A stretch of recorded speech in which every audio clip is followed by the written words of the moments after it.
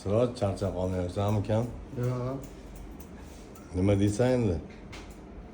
Nima deyarmidi endi bo'lgan gap bo'ldi endi. Foydasi yo'q. Sani Fet qirol deyishyapti. Ha, yo'q.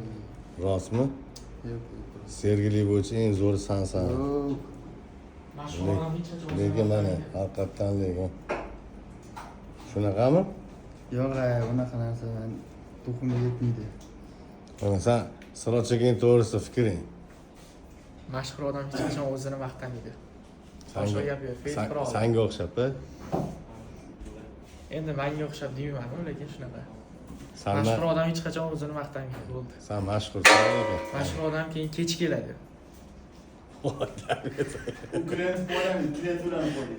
Shu mashhurlar har doim kech qoladi, chunki ko'chada ish ko'p bo'ladi ular. Sizlar nima deysizlar Sardobashi mana shogirdga gapiga? Mashhur odam har doim kech keladi, chunki uning ko'chada ishlari ko'p. Uyda bir shogird deydi. Biznes qiladi-da, mashhur odam oladi. Endi sekin. Mana bular ham hozir kech keldi.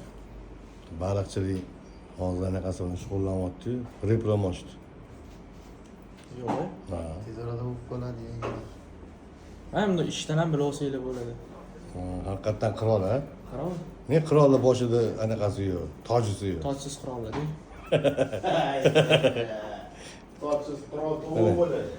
Kimni salonida shunaqa tojsiz qirol bor? Kichik qirol. Qanotsiz qush hali ham uchmoqda. Yaralangan qush hamon uchmoqda. Mustafa Quloqlar. Mustafa quloqlar.